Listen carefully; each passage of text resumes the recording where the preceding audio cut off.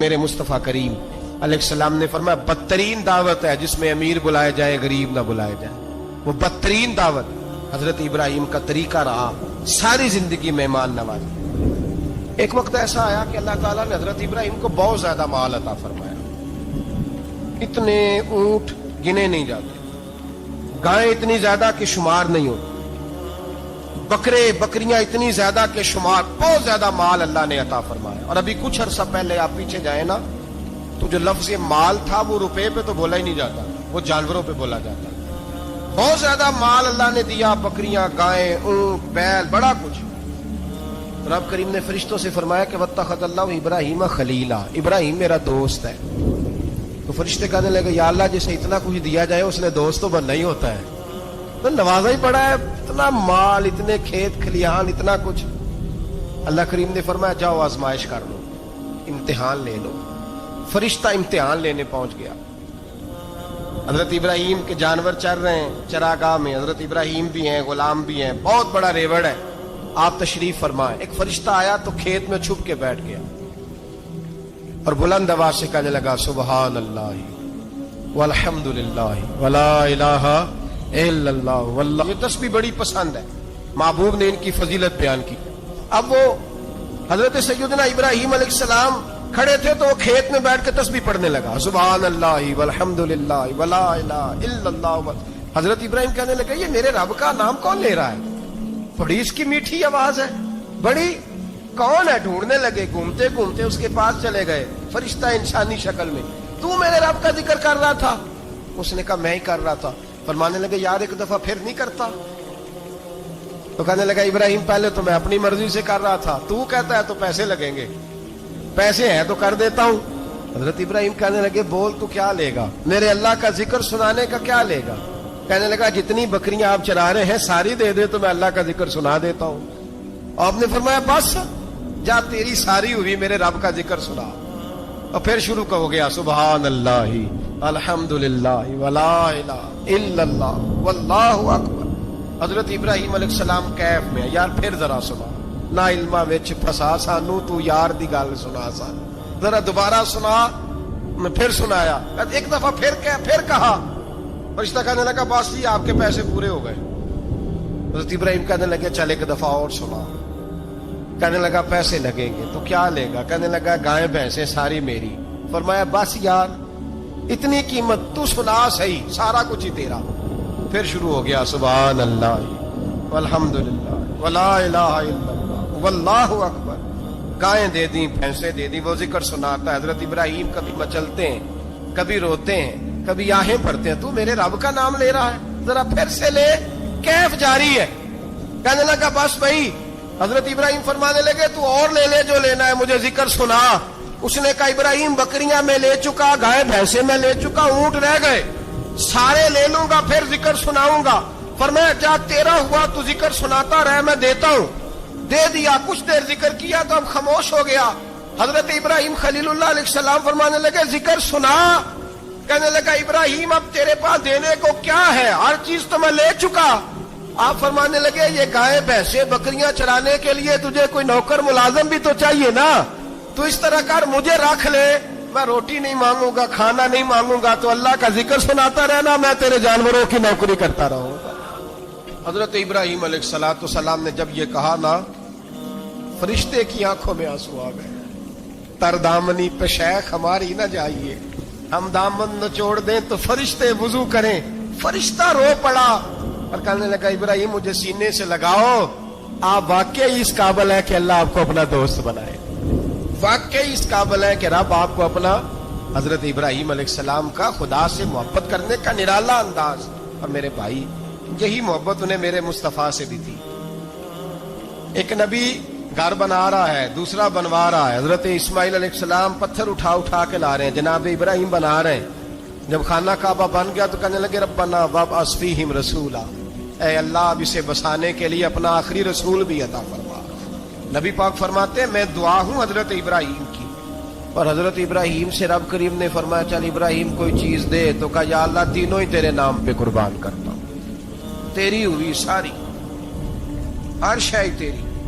حضرت ابراہیم نے دین کے لیے, آپ شہر بابل کے قریب پیدا ہوئے تھے, وہاں سے مصر آئے، مصر سے فلسطین آئے، اور فلسطین سے آ کر کے کعبہ آباد فرمایا۔ زندگی سفروں میں گزری۔ سفر ایک تکلیف والی چیز ہے، پر حضرت ابراہیم نے وطن چھوڑ دیا، گھر چھوڑ دیا۔ جان بڑی عزیز ہوتی ہے، تو حضرت ابراہیم نے جب دین کے لیے نکلے تو جد و جہد کی، گھر کے اندر بھی گھر کے باہر بھی۔ آپ کے والد کا نام طارق ہے، وہ توحید پرست تھے، ایماندار تھے، پرہیزگار تھے۔ آپ کے چچا کا نام آزر ہے، وہ بت پرست تھے، بت بیچا کرتے تھے۔ حضرت سیدنا ابراہیم علیہ السلام جب میدان عمل میں نکلے تو حضرت ابراہیم علیہ السلام نے اپنے گھر سے جہاد شروع کیا۔ لڑنا پڑا، گھر کے اصولوں سے، چچا نے جو رواج بنائے ہوئے تھے اس رواج سے ٹکرائے۔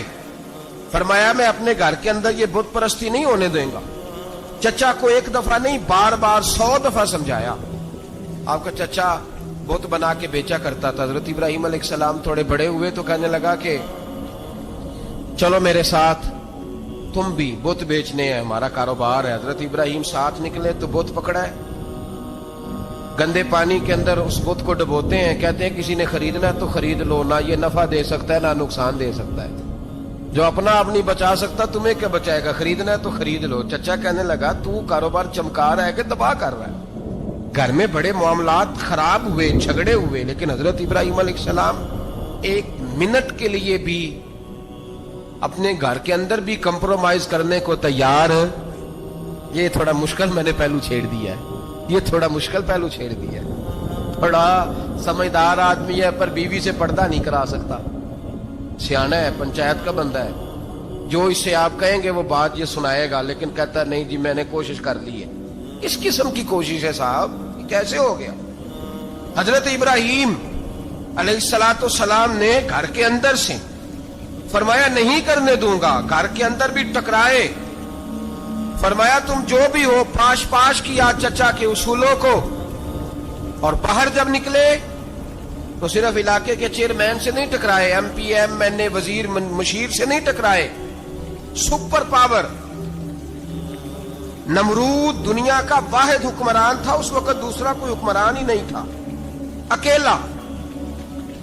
اکیلے حکمران سے جا کر ٹکرائے، کوئی ساتھ فوج نہیں تھی، کوئی ساتھ ان کے طاقت بظاہر دنیا داری کی کوئی نہیں تھی، پر حضرت ابراہیم جا کے ٹکرائے، اور میرے رسول پاک صلی اللہ علیہ وسلم نے سند بیان کی، فرمایا افضل الجہاد کلمۃ الحق عند سلطان الجابر، فرمایا سب سے افضل جہاد یہ ہے کہ تو ظالم بادشاہ کے سامنے کھڑے ہو کے حق بات بیان کر دو، یہ سب سے بڑا جہاد ہے، یہ سب سے افضل الجہاد کلمۃ الحق عند سلطان الجابر، سب سے بڑا جہاد۔ حضرت ابراہیم کھڑے ہو گئے، سپر پاور سے ٹکرائے۔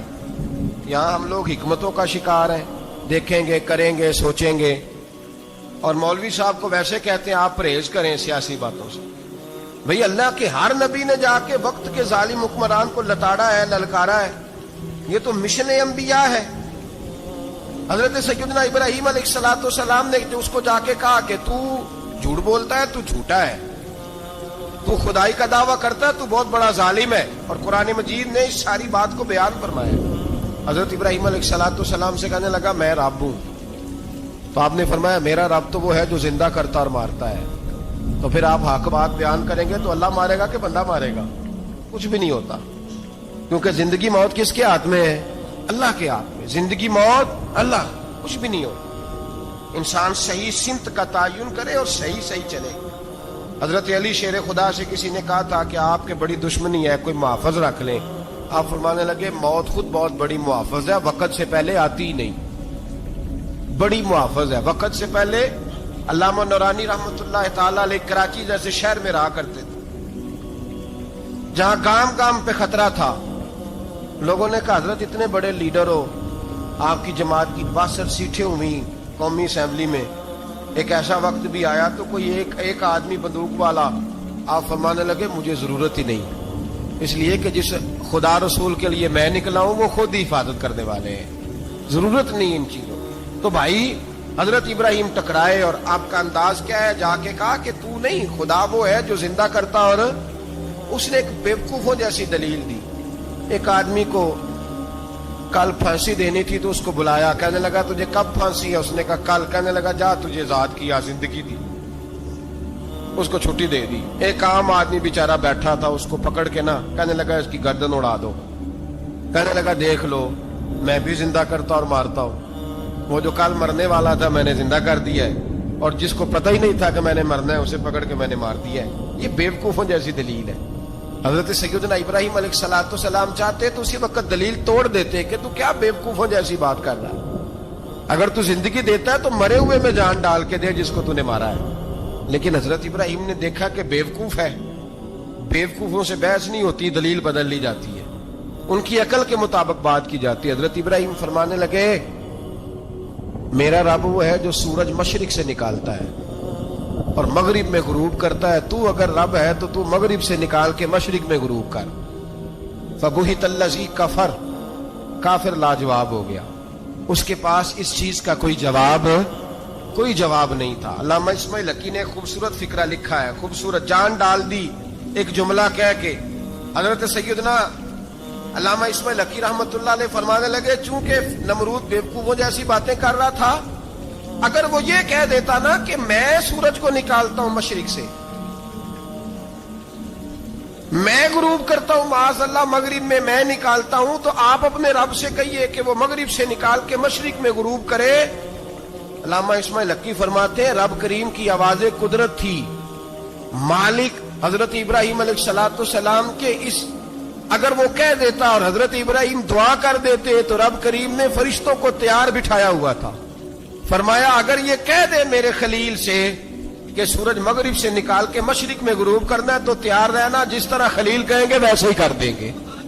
واتخذ اللہ ابراہیم خلیلا, ابراہیم ہمارا دوست جو ہوا, جیسے کہے گا ویسے کر دیں گے. حضرت سیدنا ابراہیم علیہ السلام کی باتوں کا جب جواب نہ دے سکا, دلیل نہیں بندہ دیتا, پھر لڑائی کرتا ہے, پھر جھوٹے موٹے اعتراض کرتا ہے.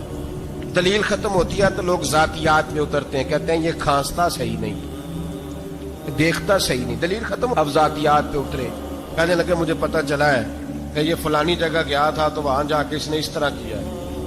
پھر لوگ ذاتیات پہ اترتے ہیں, جب دلیل کا جواب دلیل سے نہیں دے پاتے پھر ذاتیات پر اتر کر حملے کرتے ہیں.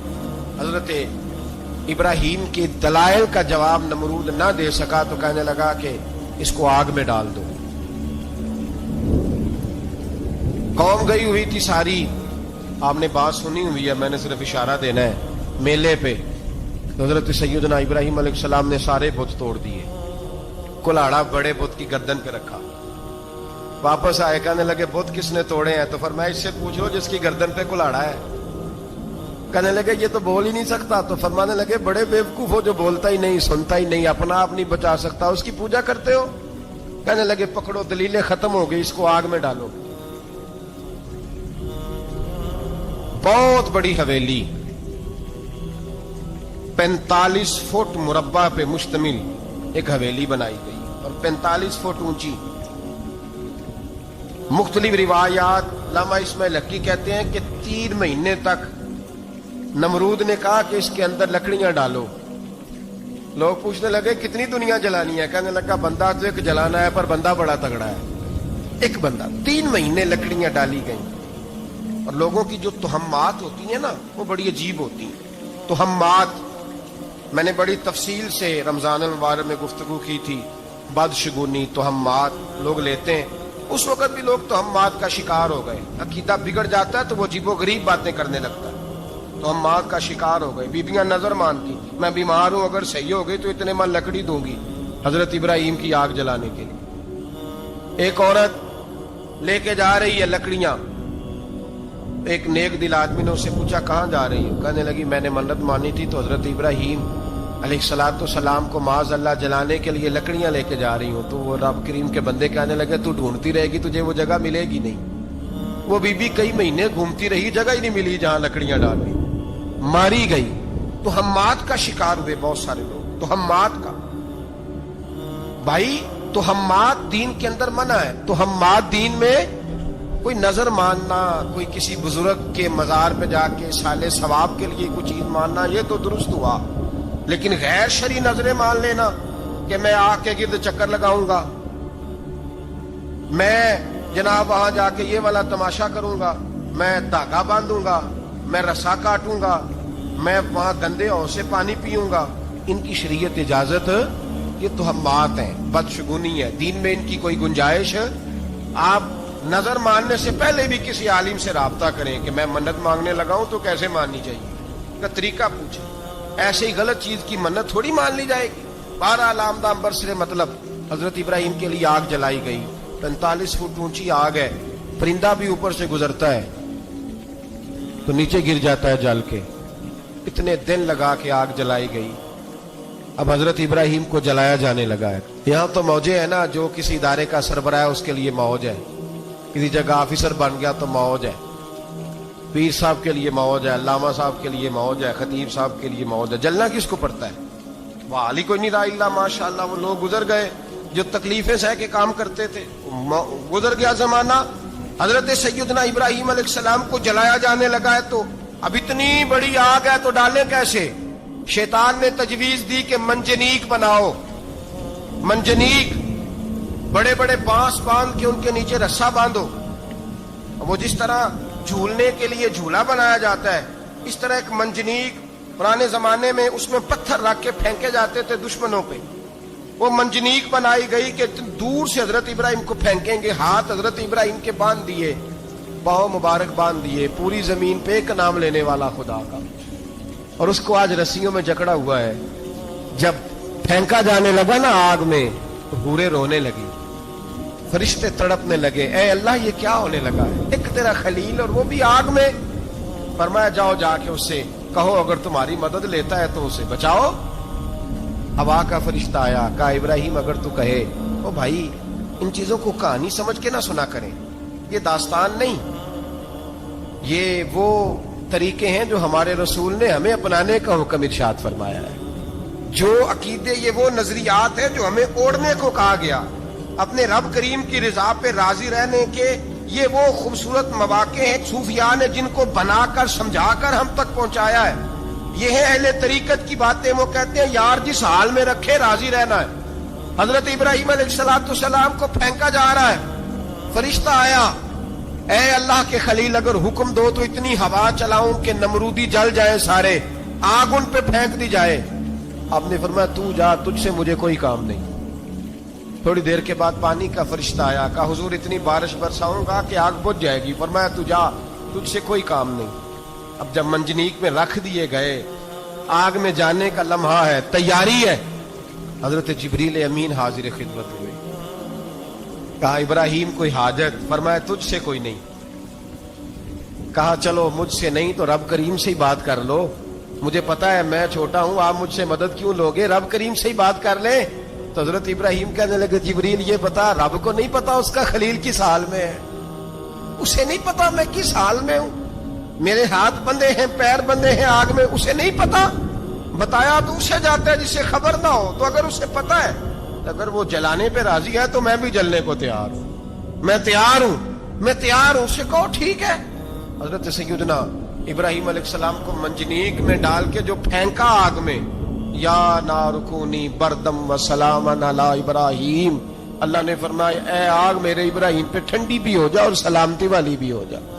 حضرت ابراہیم کو 2 فرشتوں نے بٹھا دیا زمین پہ، پھول کھلے ہیں، کونپلیں مہک رہی ہیں، کلیاں خوشبو دے رہی ہیں۔ حضرت ابراہیم نے سر سجدے میں رکھ دیا، سبحان اللہ والحمد للہ ولا الہ الا اللہ واللہ اکبر۔ حضرت ابراہیم اللہ کی تسبیح پڑھنے لگے، رب کریم کا شکر بجا لانے لگے۔ نکلے وہاں سے، کچھ دن گزر گئے، نکلے، حکم ہو گیا ابراہیم علاقہ چھوڑ دو۔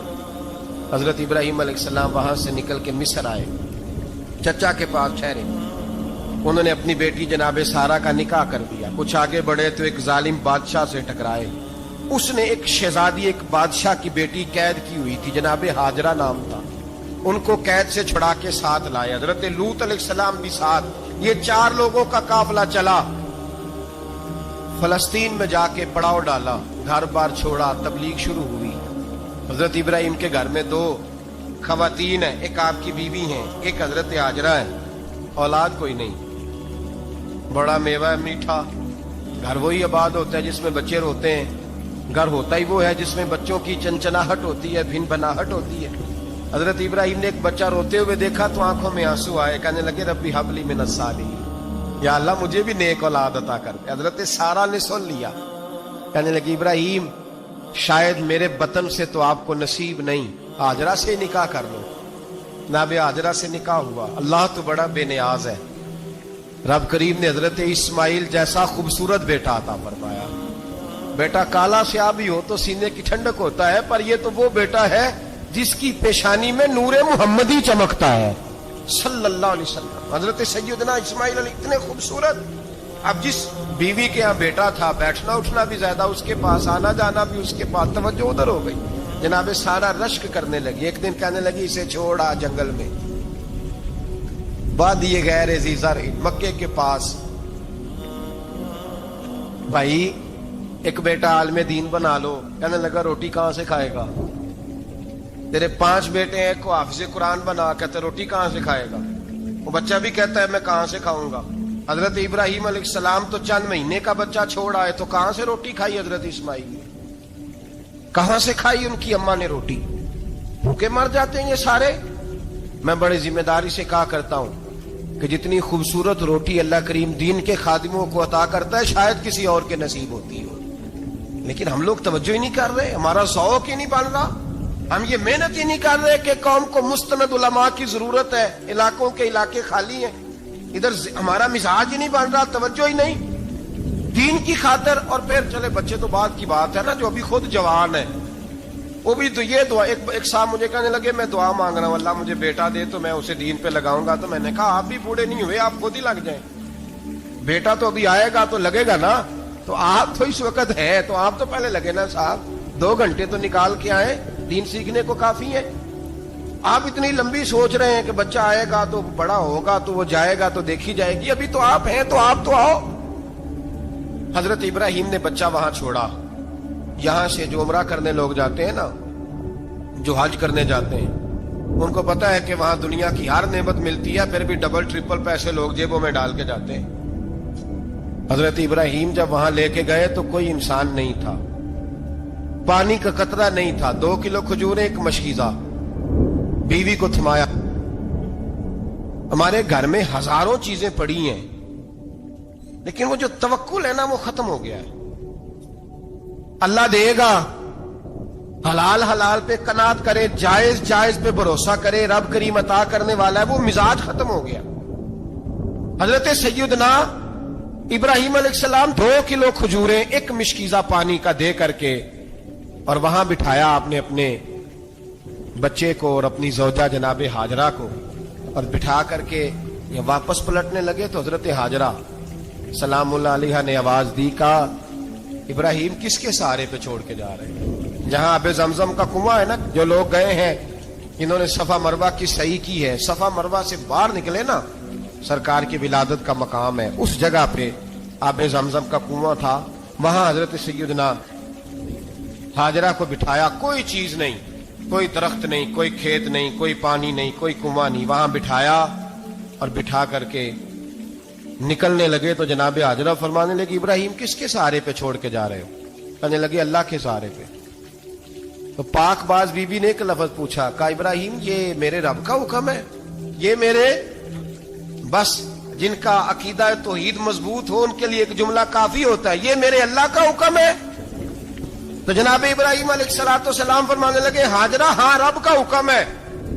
जब ये लफ्ज कहे तो चाहिए था ना हजरत इब्राहिम तसल्ली देते, तो बीबी साहबा तसल्ली देने लगी, अर्ज करने लगी इब्राहिम अगर अल्लाह का हुक्म है तो फिर आप हमारी फिक्र ना करना, अगर ये रब का हुक्म है तो फिर हमारी फिक्र ना करना, जिस रब ने हमें यहां तक पहुंचाया है वो हमें कभी भी जाया नहीं फरमाएगा, फिर फिक्र ना करना। हजरत इब्राहिम आ गए, बात आपने सुनी हुई है, इशारा करना मकसूद है। 13 साल में चले मान भी लिया जाए बाज रिवायात की रोशनी में कि आते जाते भी रहे, लेकिन मुकम्मल देखभाल अपने बच्चे की परवरिश में पूरा हजरत इब्राहिम अलैहिस्सलाम का किरदार, सारा किरदार माँ का था।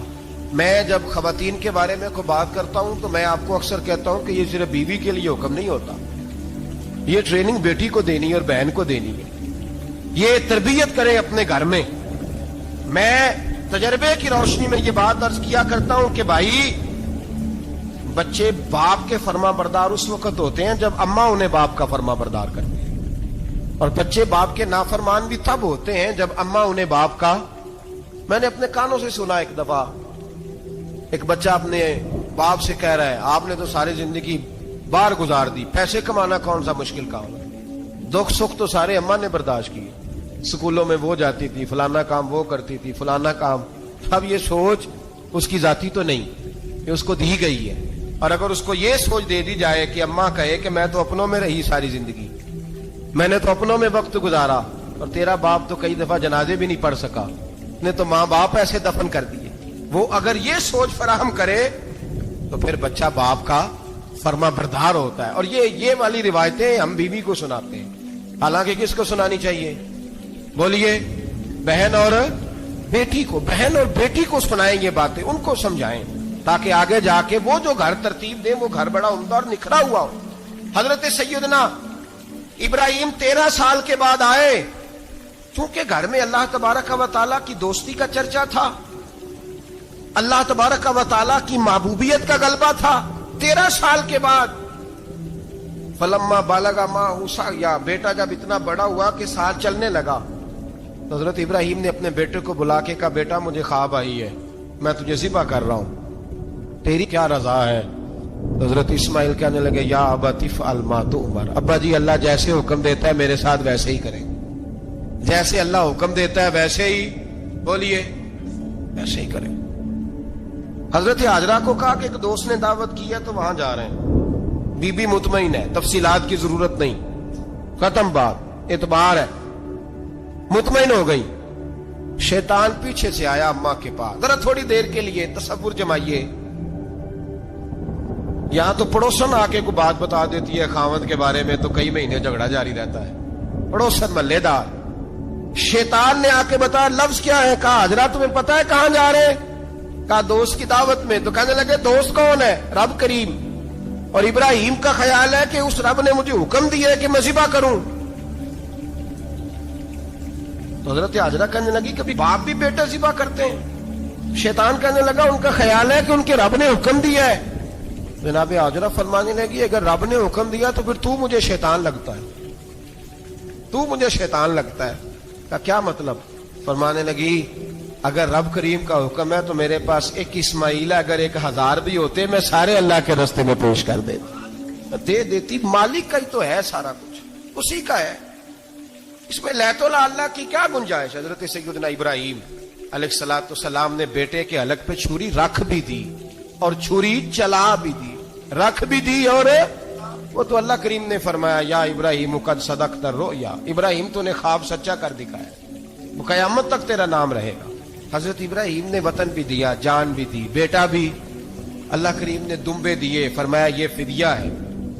اب یہ قربانی قیامت تک حضرت ابراہیم کے طریقے کے مطابق جاری ہے.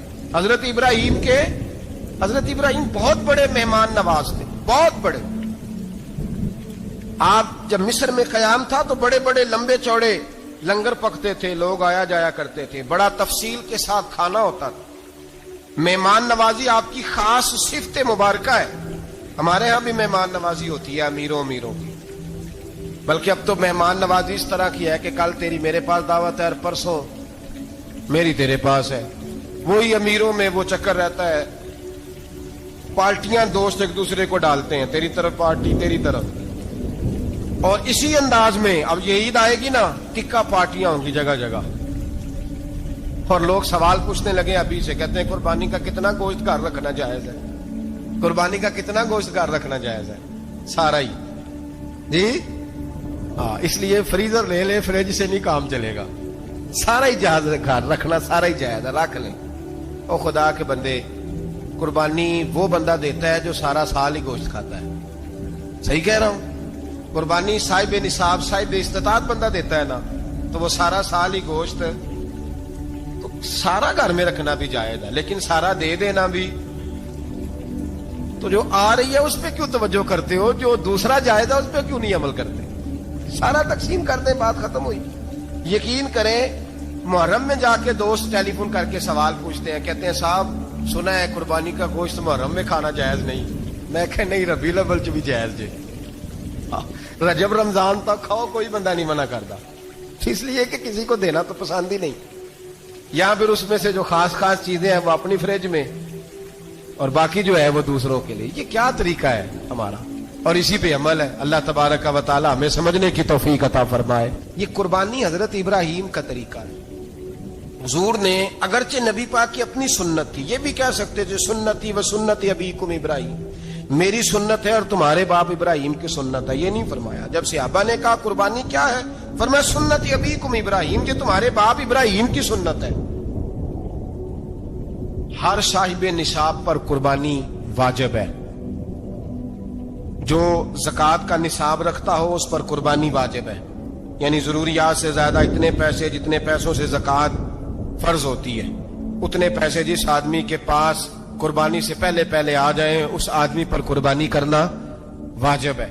بکرا, چھترا, دمبا 1 سال کا, یا دمبا 6 مہینے کا ہو پر اتنا بڑا محسوس ہوتا ہو کہ لگے 1 سال کا ہے, اس کی قربانی ہو سکتی ہے. جانور میں کوئی عیب نہیں ہونا چاہیے, اتنا کمزور نہ ہو کہ ذبح جہاں اسے کرنا ہے وہاں وہ چل کے جا نہ سکے, اتنا کمزور جانور نہ ہو. اس کے اندر بظاہر کوئی اتنا بڑا نقص نہ پایا جاتا ہو, کانا نہ ہو, لنگڑا نہ ہو, کوئی اس کی ہاتھ نہ کٹے ہوئے ہو, ایسا نقص جو واضح ہو.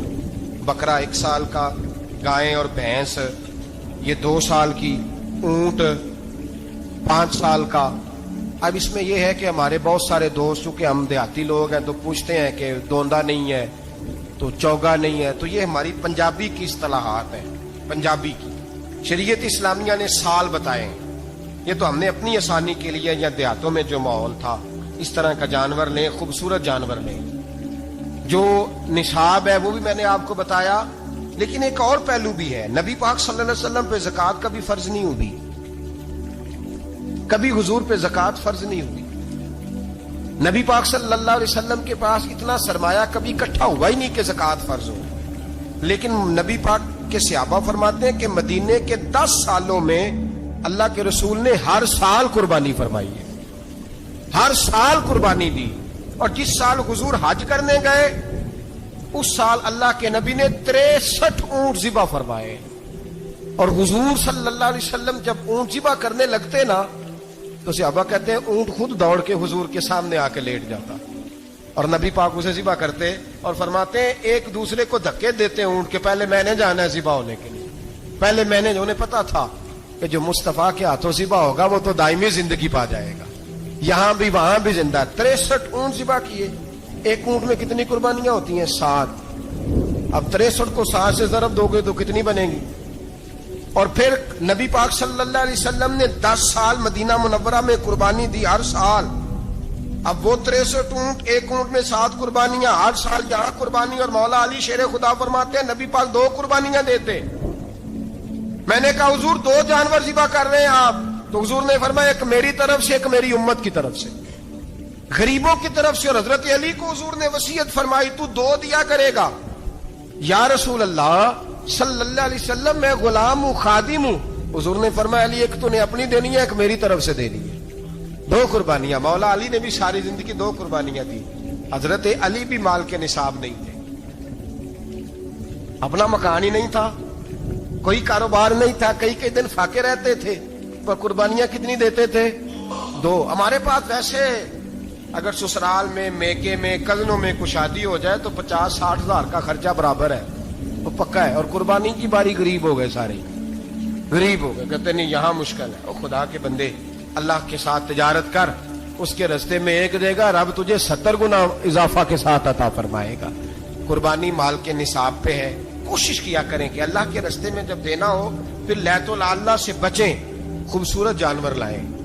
جن کو اللہ نے توفیق دی ہے ان کے لیے نصیحت ہے, جن کو اللہ نے توفیق دی. میں نے اپنے حضرت صاحب کو دیکھا ہے, وہ کہتے تھے کئی جانور اللہ نے بڑا نوازا ہے. کہتے ایک میرا ہے, ایک میرے ماں کا, ایک میرے باپ کا ہے, ایک میرے فلاں استاد صاحب کا, ایک میرے پیر صاحب کا ہے. یہ جانور غوث اعظم جیلانی کا نام کا دے رہا ہوں. اور پھر ایک بڑا خوبصورت جانور بندہ ہوتا اور حضرت خود ان کو چارہ ڈال رہے ہوتے. تو حضور یہ کیا ہے؟ فرمانے لگے یہ میں رسول اللہ کے نام پہ قربان کروں. یہ نبی پاک کے نام پر قربان کیا جائے گا. جن کو اللہ نے حیثیت دی ہے وہ کوشش کریں اپنے محبوب کی طرف سے بھی قربانی کریں. نبی پاک کے نام کی قربانی دے, خوبصورت سا جانور پیارا, پھر اس کی خدمت ہو, پھر اس کی قربانی دی جائے, اور نبی پاک کے نام پر قربانی دی جائے. حضور نے خود وصیت فرمائی حضرت ابو بکر صدیق کو, قربانی بڑا حسین عمل ہے. اور میرے نبی پاک صلی اللہ علیہ وسلم نے ناراضگی بھی فرمائی, ذرا خوگر حمد سے تھوڑا سا گلا بھی سن لے. میرے حبیب نے فرمایا جو طاقت کے باوجود قربانی نہ کرے وہ ہماری عیدگاہ میں عید کی نماز پڑھنے نہ آئے, وہ نہ آئے. اور یا رسول اللہ جو کرے گا, فرمایا قربانی کے جانور کا خون کا قطرہ بعد میں زمین پہ گرے گا, اللہ اس کے سارے گناہ پہلے معاف فرما دے گا, اللہ اس کے سارے گناہوں کو بخشے گا. قربانی کریں, خوبصورت انداز میں کریں, اللہ کی رضا کے لیے. بزرگوں نے لکھا ہے 3 حصے کرو گوشت کے, ایک گھر میں رکھو, ایک رشتہ داروں میں بانٹو, پڑوسیوں میں بانٹو, اور تیسرا فقط غریبوں کو دو. لیکن میں اکثر یہ سوچتا ہوں کہ ہمارے ہاں قربانی کرتا ہی وہ ہے جن کے گھر میں ہر جمعرات کو چھوٹا گوشت پکتا ہے, اور جن کے گھر میں ہفتے میں 3 دفعہ مرغی کا گوشت پکتا ہے, وہی تو قربانی دینے کے قابل ہوتے ہیں. تو وہ بھی اگر قربانی کے بکرے میں سے بھی تیسرا رکھنا چاہیں تو اجازت تو ہے, میں نے کہا سارا رکھنے کی بھی اجازت ہے. لیکن اگر آپ مہربانی کریں, کوشش کریں کہ یار ہم تو سارا سال ہی کھاتے ہیں, اور ہمارے یہاں جو گوشت تقسیم ہوتا ہے نا وہ بھی باری لگی ہوئی ہے, ادھر سے پلیٹ آئی تھی گوشت کی تو ادھر سے بھر کے چلی گئی. بھئی اس نے کی ہے, اس کو بار بار گوشت دینے کا کیا مطلب ہے؟ آپ یہ دیکھیں عزیزوں میں, رشتہ داروں میں, اور میں اگر تھوڑا سا آپ کی توجہ کرانے میں کامیاب ہو جاؤں تو سفید پوش لوگوں کو دیکھیں. کچھ سفید پوش ہیں, سفید پوش جن کے اوپر قرضے ہیں, بیماریوں نے جکڑ لیا ہے, گھر میں بڑے بڑے سخت مریض آ گئے ہیں. سفید پوش پہلے دیا کرتے تھے, آپ ان سے پوچھتے ہیں صاحب قربانی, تو بات کو ٹالتے ہیں. وہ کہتے ہیں سوچ رہا ہوں کوئی حصہ ڈال جائے. پردہ پوشی کرتے ہیں, کہتے ہیں کہیں حصہ رکھا ہوا, پردہ پوش. اکثر وہ لوگ قربانی نہیں دے پاتے, اکثر دیا کرتے تھے اب نہیں دے پا رہے. کیوں؟ اس لیے کہ مشکلات ایسی آ گئیں. ان لوگوں کا خیال کریں, ان کے گھروں تک گوشت پہنچا کے آئیں.